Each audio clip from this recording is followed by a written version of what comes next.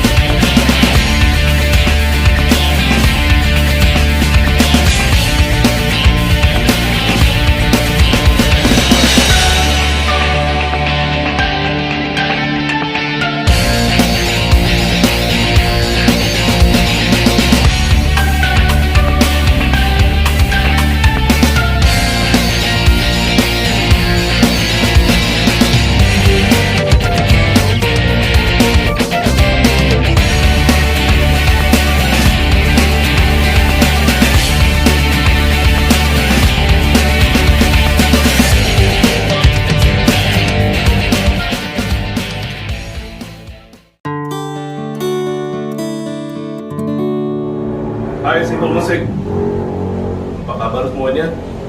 Ketemu lagi dengan saya di Simple Musik Channel. Hari ini tamu kita datang, apa kita yang datang? Kalau bisa dibilang sebenarnya kita yang datang. Hari ini kita mendatangi salah satu legend musik Indonesia di era tahun 80-an. Gue sebagai host di sini juga pernah jadi fans beratnya tamu kita hari ini. Lagunya mungkin kalau anak-anak zaman sekarang itu tidak banyak tahu, tapi kalau anak-anak tahun 80-an, 90-an, saya nggak tahu nyebutnya itu generasi apa itu ya? Generasi apa tuh Bang? Tahun 90-an? Generasi X. X. Iya, generasi Bener nggak? Nggak tahu nih. Nah, generasi X mungkin nggak tahu, tapi generasi tahun 80-an, 90-an pasti tahu. Kita sambut tamu kita hari ini, Julius Sitanggang. Halo. Gimana Bang? Apa kabar nih Bang? Baik. Sibuk terus kayaknya, susah sekali ketemu nih Bang Julius nih. Ngatur waktunya itu berat banget tuh.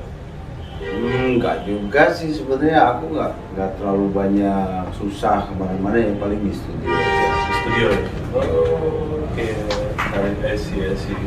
Karena kita kan memang orang musik ya, jadi bikin musik, denger lagu. Sih. Sekarang mungkin buat orang-orang yang belum begitu mengetahui nama besar Bang Julius Sitanggang, mungkin bisa cerita sedikit Bang, perjalanan zaman apa sih dulu sampai akhirnya jadi salah satu idola atau favorit anak-anak tahun 80-an dan 90-an. Oh gitu ya. Sebenarnya gini ya, kalau dari awal karir saya itu di sekitar tahun 80-an, 81 ya, 82, itu saya umurnya masih sekitar 11 tahun lah. Karena saya lahir 71 kan, ya sekitar 11 atau 12 tahun itu saya mulai karir itu. Dari awalnya kita nyanyi biasa lah, nyanyi anak-anak kecil, dan memang kebetulan pada saat itu nggak seperti sekarang. Kalau sekarang kan ya agak gimana ya, agak terlalu susah juga ya. Artinya kalau mau rekaman tinggal bikin rekaman terus. Jadi waktu itu mulai awal karir saya tuh nyanyinya tuh di taman-taman hiburan. Oke. Seperti dulu tuh ada Ancol, ada Taman Ria Monas. Masih kan nggak Taman Ria Monas? Oh iya, pasti ingat. Udah lahir belum? Udah ya? Udah dong. Taman Ria Monas. Kalau abang idola saya berarti saya udah lahir dong. Bukan, Taman Ria Monas itu kan tahun 89 ya? Itu Taman Ria Ditutup. Remaja bukan ya? Bukan, Taman Ria Remaja ada lagi, itu di Senayan. Oh iya. Nah, jadi biasanya itu kalau setiap hari Minggu itu di sana ada panggung-panggung terbuka, itu disediakan sama pengelola tempat hiburan itu untuk berekspresi lah, untuk siapa aja pun boleh di sana. Jadi waktu itu kebetulan di tahun 80-an itu ya saya masih kecil. Awalnya kan saya nyanyi di kamar mandi itu. Jadi pas saya ngeliat dan mendengar itu, nah anak ini kayaknya bisa juga nyanyi. Dan memang kebetulan waktu itu saya sukanya lagu-lagu, bukan lagu-lagu istilahnya lagu anak-anak zaman itu seperti Cica, Adi kayak gitu-gitu ya. Lagu anak-anak lah. Jadi yang saya nyanyi ini itu kebanyakan lagu balada yang saya suka. Jadi saya suka dengerin lagu kayak lilin-lilin kecil, oh manakala, yang gitu-gitu. Terus lagunya Om Ebit kayak perjalanan ini. Terus kalau lagu barat itu lagu kayak Daniel Sauleka. Sleep away this night my baby gitu. Tapi zaman itu belum ada kan Daniel Sauleka? Udah ada. Sekitar tahun 82, 83 udah ada. Gila. Terus Saya tinggal di Belanda itu kan? Yang dari Belanda.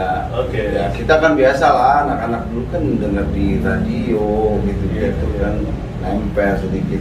Walaupun kata-katanya agak-agak sedikit salah mungkin ya, tapi yang penting melodinya pas kan gitu, tone-nya pas. Nah, udahlah saya mulai ke taman hiburan kayak Ancol, Monas gitu kan. Saya nyanyi lah di situ kan. Saya nyanyi lagu-lagu seperti itu kan. Main bandnya juga senang. Ini anak kecil tapi bisa nyanyi lagu-lagu balada, lagu-lagu istilahnya bukan lagu-lagu cinta sebetulnya, tapi kebanyakan yang balada yang saya suka yang tentang kehidupan. Artinya lagu-lagu yang nggak cengeng lah gitu ya. Artinya lagu-lagu yang mengandung terutama lagunya Om Ebi, lagunya si itu tuh lagu-lagu tentang kehidupan manusia gitu. Saya nyanyi lah di situ. Orang pada kaget semua karena kan waktu itu wah nih anak kecil bisa nyanyi lagu-lagu. Berapa waktu dewasa? 12-13 tahun lah. Jadi banyak yang oke lah gitu ya. Gak lama kemudian, sebulan, 2 bulan, 3 bulan kita dapat istilahnya senang tuh, dapat free pass masuk segala macam.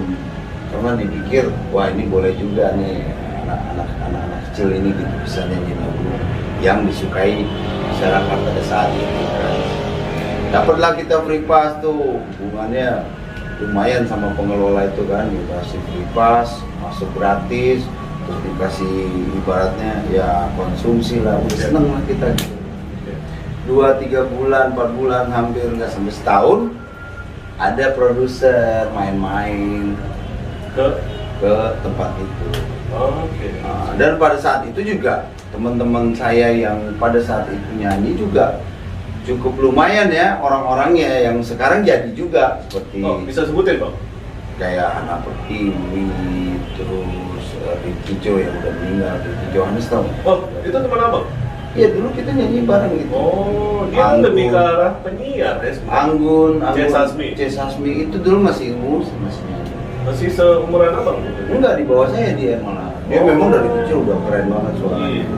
Kalau Anggun C. Sasmi itu ya, kata-katanya selangit. Nah, ya itu dia. Iya, tua-tua keladi ya, kalau nggak salah. Banyak lah dia mau ngetop ya, sampai di Eropa aja keren banget. Nah, jadi tapi waktu itu dia masih kecil. Terus siapa lagi ya? Adalah beberapa artis yang waktu itu seangkatan saya itu jadi juga lah. Nah, setelah itu ada, sebetulnya dia bukan produser ya, namanya Om Hendrik gitu. Dia kerja di label. Dia coba-coba lah untuk bikin demo kita kan, bikin demo lagu-lagu balada. Setelah bikin demo ditawar-tawarin nih ke, dulu kan label musik itu kan sedikit ya, paling Musika, Purnama Record, terus pokoknya ada bisa dihitung jari lah dulu ya, nggak kayak sekarang banyak. Ditawar-tawarin nggak ada yang mau. Alasannya? Wah ini loh, anak kecil nyanyi lagu yang berat begini gitu loh, lagu-lagu balada kan, apa bisa? Enggak diterima gitu. Gak ada yang mau. Ya udah, karena mungkin si pemain ini punya keyakinan, wah biarin aja deh kita produksi sendiri. Produksi sendiri ya? Nah, dia produksi sendiri. Nama labelnya apa tuh? Dulu nama labelnya itu Nur Sandi Record. Nah kebetulan dia punya kayak saudara sepupu gitu, kayak yang punya perusahaan lah gitu. Akhirnya agak sedikit dibantu lah dia. Oke, kayak apa sih ada Nah, jadi kita produksinya dia. Setelah jadi produksi, judulnya yang pertama itu Balada Anak Nelayan. Balada Anak Nelayan. oke, ya. Sampai jadi satu produksi, satu album, ditawarin untuk apa namanya jual, terus nggak mau, akhirnya kita titip jual loh. Oh, Titip edar. tahun 80 aja sudah susah untuk titip edar tuh, Bang. Nah, jadi akhirnya enggak, kalau titip edar enggak. Enggak, maksudnya untuk ngejual tahun segitu juga susah. Tadinya kan rencananya dia kan gini, dia cuma mau bikin, mungkin ya, bikin album, misalnya modal sekian, jual dapat sekian, terus ada royalti kan. Oke, ya. Nah mungkin karena ini nggak ada yang mau, akhirnya dia bikin produksi sendiri, dia titip jual, mengandalkan label itu. Jadi artinya Nur Sandi Record. Nur Sandi Record itu, jadi dia titip jual, dia titip di, kalau nggak salah waktu itu Granada apa gitu namanya. Oke, ya. Itu dia yang punya distribusi ke seluruh Indonesia itu. Setelah dititip edar, ternyata lumayan bagus gitu loh, penjualannya malah booming gitu. Waktu itu yang pertama itu kurang lebih sekitar 300.000 kopi. Gila. Zaman itu Zaman itu 300.000 kopi. 300.000 kopi ya kalau nggak salah. Itu udah cukup lumayan. 300.000 kopi. Setelah itu baru tuh banyak tawaran. Sini gue beli deh, gitu. Baru banyak, udah dah mau gua aja katanya, lu gua biayain gitu. Nah, di situ kan dia udah punya duit dong, ngapain? Iya. Udahlah, Lo ibaratnya gue udah Lu dulu goreng, kok, gue goreng udah gua jadi- tawarin lu dulu nggak mau, Iya. kan gitu. Banyak. Akhirnya yang kedua, begitu rekaman yang kedua, booming lagi sampai 500.000. Sampai beberapa album, sampai yang Tabahlah Mama itu kurang lebih ya sekitar ya lumayan lah gitu ya, karena kita bisa dapat waktu itu album pertama, album kedua, album ketiga, album keempat itu rata-rata dapat Golden Award semua, Golden itu 500.000 ya? 500.000 ke atas. Kalau 1 juta kopi itu apa tuh? Platinum ya? Platinum enggak ya, jadi nggak ada sebetulnya nggak ada. Pokoknya Golden Award itu 500.000 kopi lu jual. Dapat Golden Award itu. Golden Award. Jadi gue dapat penghargaan waktu itu kan masih kaset ya. Iya. Dari BASF Award pernah, dari HDX dulu. Karena mereka produksi kaset ya. Karena kita menggunakan kaset. Iya. Kaset itu kan dari pabrikan gitu. Jadi BASF, HDX itu semua produsen kaset kan? Produsen kaset. Karena Oke. dulu kan masih mekanismenya kan masih kayak gitu, Iya. apa namanya, kaset mekanisme gitu kan. Kita. Jadi udahlah dari situ mulai tuh, dari album pertama, kedua, ketiga, sampai macem-macem aja kita buat itu Pasti jadi. mesti jadi gitu loh.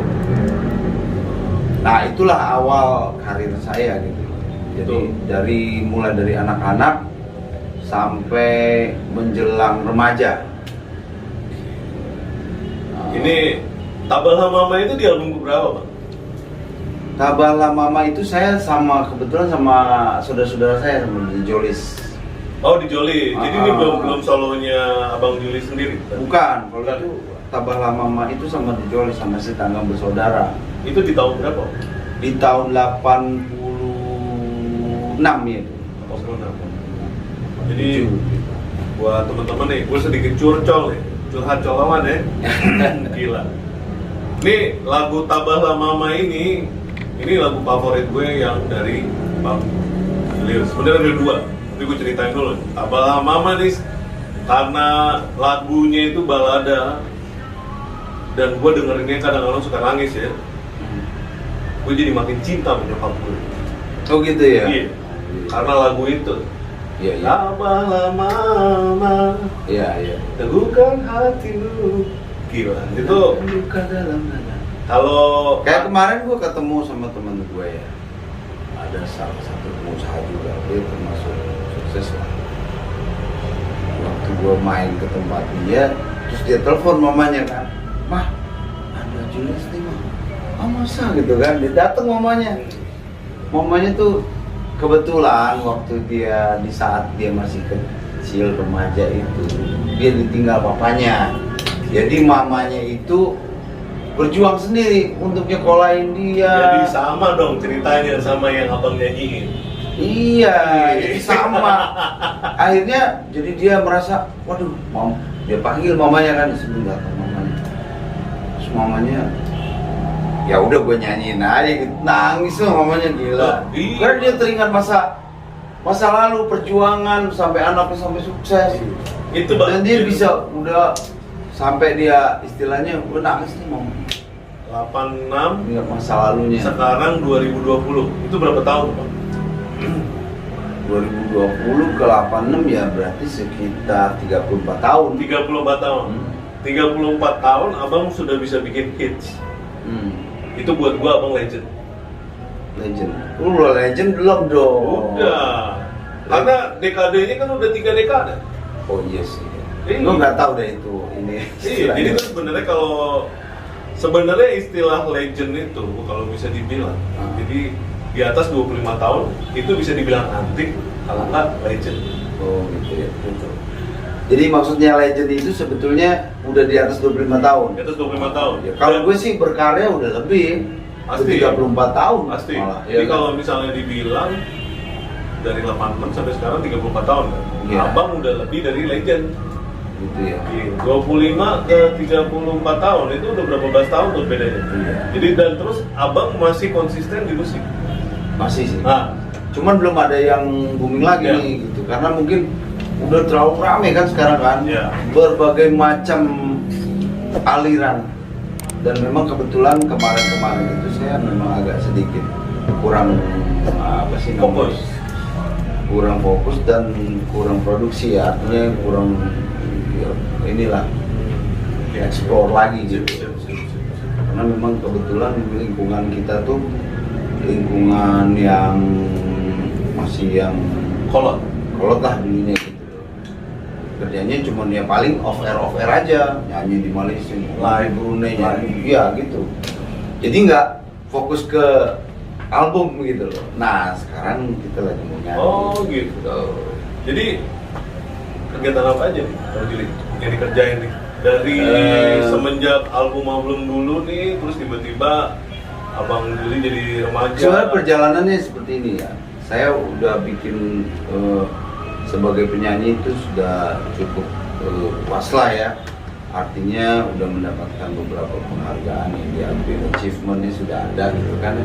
Tinggal yang saya pengen tuh sekarang, kalau sekarang sih memang saya punya studio sendiri, punya teman-teman yang juga mendukung ya kan, karena biar bagaimanapun juga kita tuh butuh orang lain untuk membantu kita. Ada misalnya auditional player, kita harus, walaupun saya bisa istilahnya untuk program sendiri apa gitu kan, dengan adanya teknologi ini kan kita terbantu cukup ya, tapi tetap aja yang namanya feeling, inspiring susah. Harus dari berbagai macam gitu. Itulah bedanya artis sama teknis, Bang. Ya. Jadi kalau kan, teknis tuh setiap orang itu bisa. setiap orang bisa. Nah, kalau orang teknis mau jadi artis itu yang susah. Oh gitu ya. Iya. Ibaratnya nih orang yang makan bangku sekolahan aja bisa jadi teknis. Bisa teknis ya. Tapi Karena sistem sudah Iya. dibangunnya. tapi untuk punya sense of musicnya itu tinggi, itu hanya orang-orang tertentu. Makanya disebut seniman dan artis. Ya kadang kita kan sebagai artis ya, walaupun kita sekarang didukung dengan equipment yang canggih segala macam, tapi kalau kita nggak dapat istilahnya soulnya, touchingnya gitu kan juga nggak bagus jadi hasilnya gitu loh. Jalan begitu aja kan. Nah itu kan semua istilahnya supaya mendapatkan hasil yang bagus itu kita perlu kayak semacam apa, mood ya, inspiringnya dari mana kan gitu ya. Gua kadang-kadang kalau udah bosen di studio, gue lari ke gunung, Oh gitu, lihat Pak. air terjun, wah gue seneng gitu. Sampai sore nanti pulang dari sana baru ada lagi. Jadi itu sebenarnya kalau bisa dibilang Kayak refreshmentnya gitu. perjalanan abang waktu abang masih kayak cilik, terus abang lari pada saat remaja, abang masih produktif lah ya. Terus sekarang abang apa sih banyak bermain itu di live. Iya. Tadi abang bilang abang ke Malaysia, abang kemana Oh. gitu loh. Tapi untuk memproduksi sendiri lagi belum sampai ke situ sekarang ini bang. Sekarang lagi membangun ya, artinya membangkitkan semangat dulu ya, membangkitkan semangat nantinya. Bahkan saya melihat banyak anak-anak muda sekarang yang udah kreatif banget gitu. Oke. Dari misalnya lagu lama itu dibikin lagi kan, di recycle lagi, dibikin bentuk yang baru. Karena lagu ini kan kalau apalagi tahun 80-an itu kan 80 sampai 90 itu kalau menurut saya itu masa keemasan musik Indonesia. dunia. Musik Indonesia 80 dan 90. Jadi coba kalau deh perhatiin deh, 80 90 itu kan di situ ada Beatles, ada Rolling Stone, ada macam-macam, ya kan? Dan itu lagunya lain-lain semua. Artinya genrenya kan beda-beda, tapi lagunya dapat semua gitu. Kalau 70 ke bawah itu lebih banyak lagi. Nah sekarang di 90 ke 2000 ya kan, sampai ke 2000 ke atas itu kan kayaknya terlalu banyak. bukan terlalu banyak ya. Malah mirip-mirip semua gitu loh. Oh, karena sebenarnya mereka nyontek dari yang sebelum-sebelumnya. Bisa Ya. dibilang kayak begitu nggak? Ya bisa juga begitu ya. Oh. Jadi kalau sebetulnya ya kita nggak bisa ngomong begitu juga ya. Mungkin kalau menurut saya di 80-90 itulah lagu-lagu enak tercipta. Dan kalau 2000 ke atas itu kadang kita dengarnya nggak evergreen gitu, artinya nggak abadi kan? Iya. Hah? Bener nggak? Iya. Aku ngerti Mas. Ya jadi misalnya kayak lagunya si siapa namanya? Si Kego, Air Supply kayak gitu-gitu kan. Kita dengarnya sampai sekarang kan masih enak. Coba kalau kita dengar lagu yang sekarang ini, kadang-kadang lupa. Karena udah kebanyakan, Pak. Nah, walaupun itu memang enak ya, Iya. cuman kadang-kadang kita mau nyanyi kan, itu mirip ini, gitu. Oh gitu. Iya. Itu bener sih, aku rasain juga sih, Pak. Nah, kayak misalnya, Jadi ya kalau aku dengerin apa, ini kayaknya mirip lagu lama yang di sini nih. iya gitu. Jadi kayak ada influence-nya ya, gitu ya. Jadi kayak terpengaruh gitu loh. Tapi sih ya menurut gue ya itu oke-oke aja, bagus aja gitu. Apalagi anak-anak sekarang lebih kreatif, konten kreatif, bikin konten kreator yang gitu udah bagus, bener semua terbantu lah. Cuman saking banyaknya ini akhirnya Nggak fokus sih.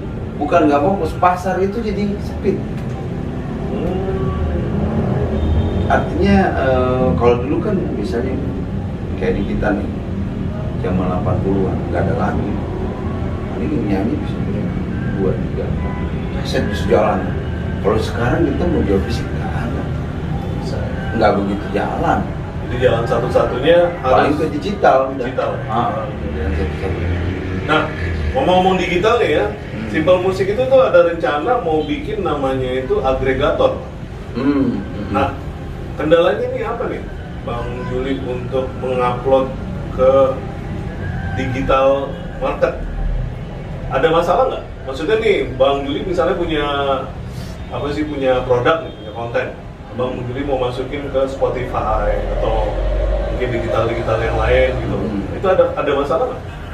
Sebenarnya nggak ada masalah ya, selama itu kayak agregator itu bisa sama kita bisa fair gitu hitungannya gitu. Oke. Artinya kita kan memang mencari rezekinya di sini kan gitu kan. Iya.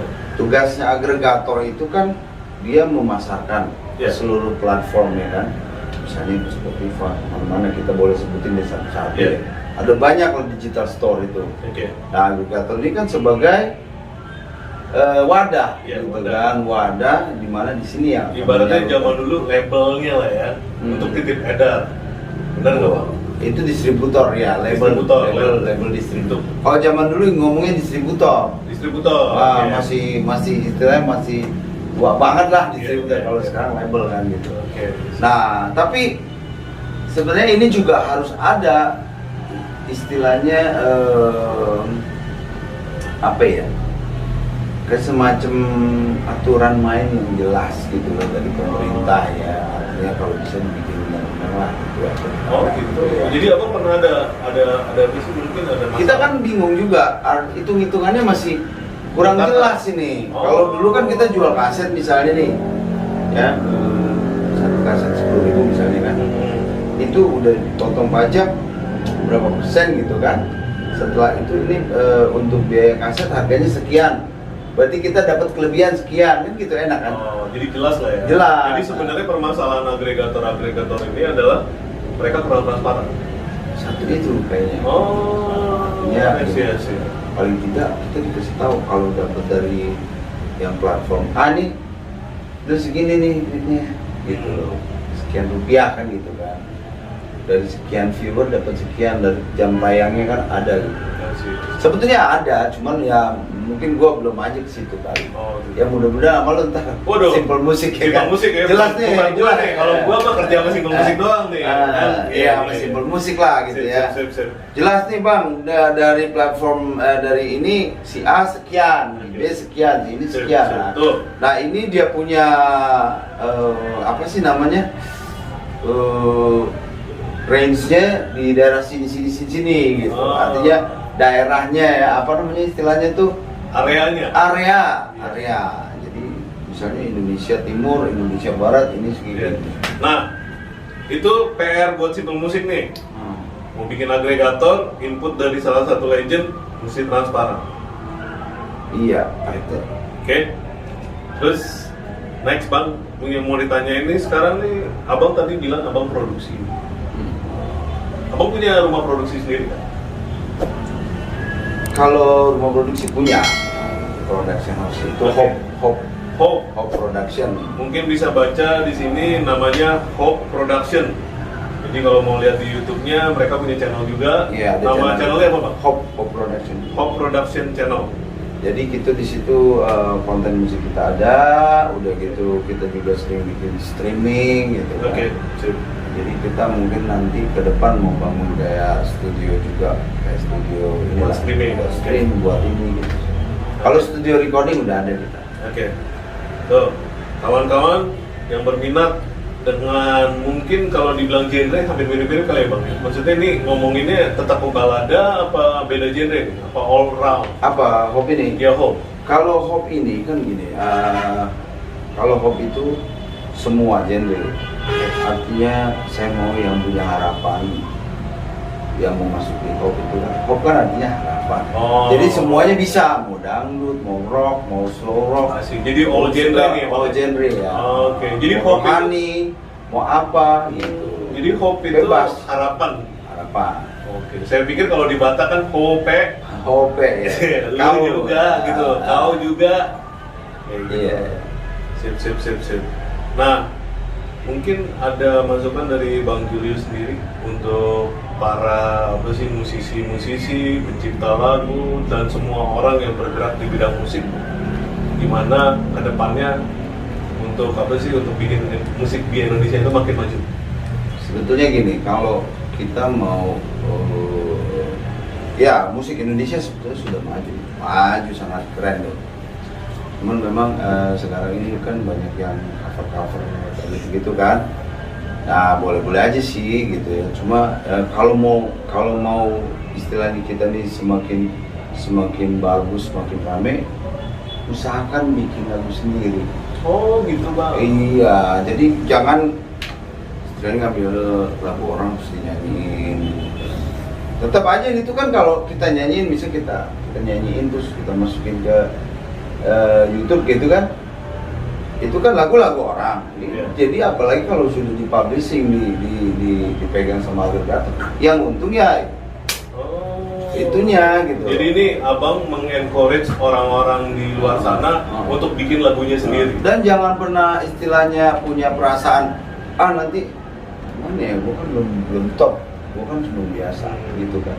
Padahal dia punya kemampuan, suara bagus, feeling bagus, terus dia bisa istilahnya dapat inspiring dari sini akhirnya jadilah timbullah suatu bentuk yang baru gitu.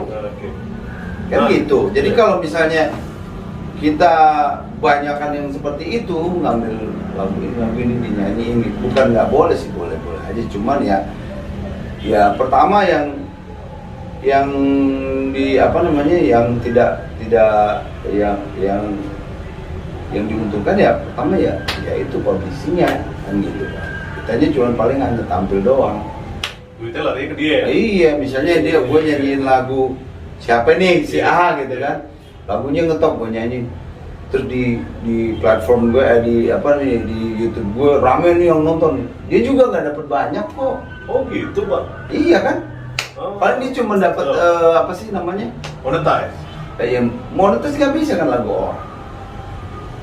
Tuh, nggak bisa dimonetize. mungkin kawan-kawan ini masukan dari Bang Juli yang cukup banget, itu sangat bermanfaat ya buat para semua yang mau bikin konten, yang mau bikin lagu sendiri. Nih kebetulan nih Simple Musik lagi bikin namanya Cipta Lagu Remaja. Jadi kita itu mau men-encourage orang-orang supaya bikin lagu sendiri, masukin di YouTube. Iya.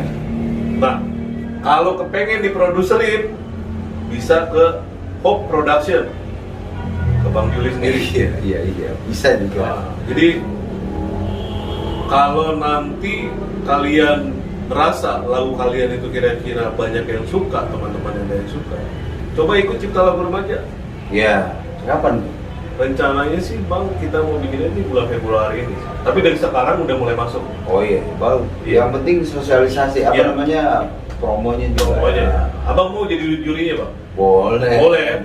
Loh, terus kan? Mau dong, apalagi mau. Bang Julius Sitanggang nih salah satu Karena saya artis. suka banget gitu loh. Kalau apalagi kita kadang-kadang kan saya suka dengerin lagu-lagu anak-anak muda gitu, dia nyanyi. Oh iya bagus, enak. Masuk lagi yang baru-baru, refresh gitu. Kalau kita dengar lagu yang lama lagi ya gitu-gitu aja. Tapi lagunya Bang Juli ini, aduh gila. Itu berbekas di sini nih. Tabahlah Mama dan Maria. Maria, iya. Sampai istri saya aja namanya Maria sekarang, Bang. Oh Maria. Iya, itu tuh gara-garanya kenapa tuh? Gara-gara dengerin musiknya si Bang Juli nih. Aduh. Yeah. Oke, buat teman-teman semua Simplers, terima kasih banyak buat waktunya. Untuk mohon subscribe-nya. Kalau ada yang mau ditanyakan bisa bikin di komen, nanti bisa langsung saya bikin linknya ke Hope Production biar bisa langsung bicara dengan Bang Juli sebagai produsernya. Oke, terima kasih banyak. Sampai ketemu lagi di podcast selanjutnya.